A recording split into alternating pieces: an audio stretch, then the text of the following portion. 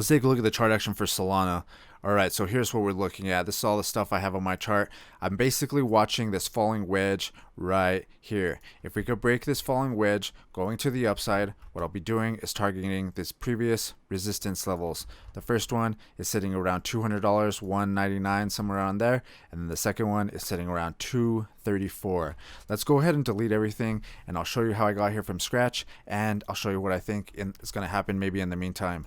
So in general, what I was watching is we had support right here, support right here, watching this trend line going to the upside like this. We're bouncing on this trend line until we broke it. Boom. After that, what I did is I set up a Fibonacci retracement from the bottom of the trend to the top of the trend with the Fibonacci tool. Grab this, drag from the bottom to the top, something like that. That gives me levels to watch. So basically, we came up, hit our top, now we're retracing down. These give us levels to dollar cost average in, or possible levels that we're going to see a bounce. You can already see we came down, we hit this 38% level, got a bounce, came down, bouncing on the 50% level now. That's why I like these levels, and that's what I was talking about in my buying and selling video. I like just buying these, setting limit orders when we start coming down from over here. So what I'll try to do is take profits here and then set up limit orders at 38 and 50. Sometimes it can go down to 61, but it just depends on what's going on with the chart. If it's really bullish, sometimes it'll just do something like that. Sometimes it won't even go down to the 50. Sometimes it'll only go to the red. You know what I mean? So it just depends on what's happening with the chart and stuff. That's why I like to look at these resistance levels, something like that. So like, let's draw this trend line of resistance. We could use this one and this one pretty much. So until we break this trend line going to the upside, then I'm assuming it's going to push us down. You could also argue we have resistance right here and resistance right here. Let's do another trend line because it's possible there's two trend lines, something like that. And until we break both of them, then we can expect to have trouble on both of them. That's just my opinion though. So what I'm thinking, or what I'm saying with the Fibonacci retracements, if we would have bought the 38% level and the 50% level, check out what had happened. Okay, we would have bought this level right here. We would have bounced up, hit that red line, started to trend down, and we could have took profits somewhere around here, came back, either buy up that 38% level again, or buy up this 50% level, and or, I mean, what I would have, like I was saying, I like putting limit orders at both of them and kind of spreading it out a little bit. So what would happen is we would have came down, hit this 50% level, and now we're getting a bounce as well. So kind of like I talk about, until we break this downtrend, push going to the upside, then I'm going to assume that we're going to be hitting some of these limit orders. Right now though, it does look like we're getting support right here and support right here. We do have like a small little uptrend that we're getting a little bounce on. Let's go ahead and jump over the 4-hour time frame. We can see that we have support right here and support right here. Let's do a trend line, something like this for now. This is on the 4-hour time frame. We also have some resistance right here and resistance right here. Let's draw a trend line, something like this. So I guess we're waiting for a breakout in the smaller time frame of this little triangle pattern, either going to the upside or to the downside. Right now the momentum is pushing to the upside, trying to test this flat resistance right there. So I don't know, we're gonna have to wait and see. I do like the way we're bouncing on this 50% level though, like I was talking about. I really like those levels. Also, the thing I also wanted to mention is, let's say we're playing with the Fibonacci retracement levels and we're trying to get trades based on these levels. So if we have a bottom right here and a bottom right here, and then maybe a top right here and a top right here for each of these trades, if we would have bought right here, this is a good, from the 38% level to even, like, because we topped out right at that red line, that's 20%. If you would have saw it like kind of dipping down, maybe even right here, from here to right here even, let's be a little conservative about it. If you would have just caught it on the way down, maybe something like that, 10% is like sitting right here. So I mean, you didn't even have to get the full thing to get 10%. And that's why I was also talking about my buying and selling videos, why I like to use the bigger time frames, like the daily time frame for the Fibonacci, rather than the 4-hour time frames and stuff like that, because you can get some pretty nice percentage moves on these Fibonacci retracements.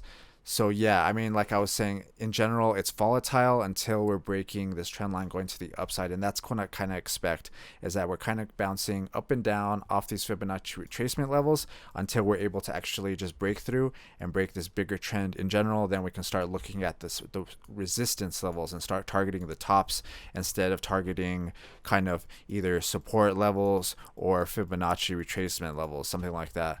So like I said, I think the main thing is watching this trend line pushing us to the downside. This is the daily time frame. We have resistance. This is the first trend line right here. If we could break through that, that'll be a bullish signal.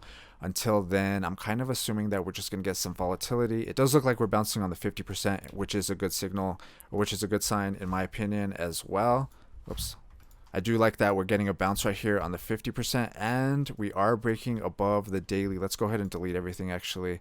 We have the 9 moving average right here. This is the daily time frame, so this is pretty significant. We have this 9 moving average right here pushing us. Actually, we're kind of going in and out of it, so it's not really that good on the daily. Let's go to the weekly. We're still below it on the weekly.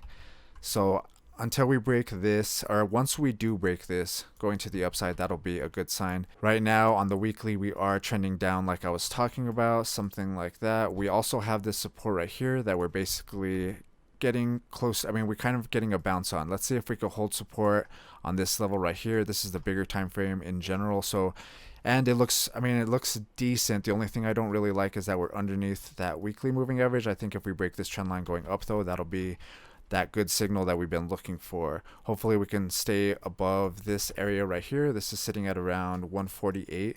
And like I was talking about the Fibonacci retracement levels, I think when I first got in, I was using the Fibonacci retracement from the bottom to the top of this trend right here, from the bottom to the top over here, and I think I like pretty much hit that 38% level. So basically right now is basically where I'm basically even, but I have been staking it on Kraken. So that is an option. If you are interested in staking, you can go to Kraken and you can stake Solana on it, and I think they have a pretty good return too. Hopefully we can get a bounce on this 50% level, this new Fibonacci box that we drew because we got a higher high and we started dripping down. Let's see. I think another thing we could kind of look at is we have resistance, and then we have support. Kind of looks like a falling wedge pattern, something like this. We have that bottom, and then we have a top, something like that. And I think I said that at the beginning of the video. This is one of the main things that I'm looking at. We can kind of even delete this for now.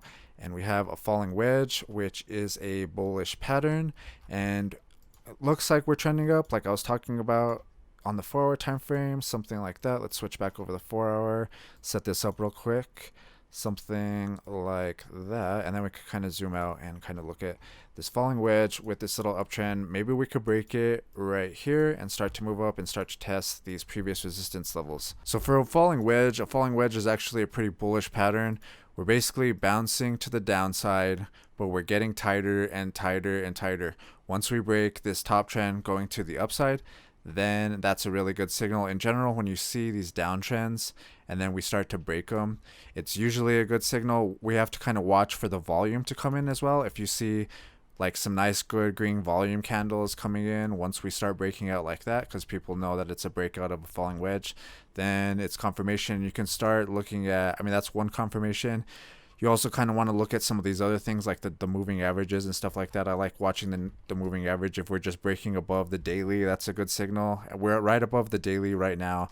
That one's good. And then once we break this trend line going to the upside, you can start targeting the top or the resistance level. Sometimes the falling wedge don't perform completely, like it'll break out and it kind of gets stopped at like the middle of the wedge, because like I say, there's a resistance, and then there's like a resistance, depending on how many times it hits the thing.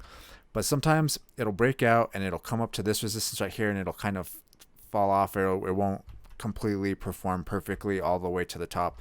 So that's why I say, well, we have to target both resistances. That's my opinion. We have to kind of see what happens right here, and that's another reason why I like watching these uptrends, because this is one uptrend until we break that going to the downside. We could use this one until we break it going to the downside. Then maybe we can kind of count on it to push us up to this level. And this would be another area where we would have to look at it. Maybe it'd go down, maybe it'd go up. If it continues to go up, then we can look at this level and start to do that. That's just basically how I go about it. I kind of want to start trying to explain more of how I'm going about these trades and what my thought process is. If you guys like these videos, hit that thumbs up. If you want to support the channel, you can sign up to my Patreon, or you can send me Dogecoin to the wallet below. If you're new to trading, you should check out this video right here. It's another video of trading strategies on buying and selling. And if you're really new, you can check out this playlist right here. It's a intro into TradingView, and it'll help you get started with these charts. It'll show you what program I use, or what website should I say. A lot of people ask me what program I use, and this is basically how to get started. All right, I'll see you guys in the next one. Thanks for watching.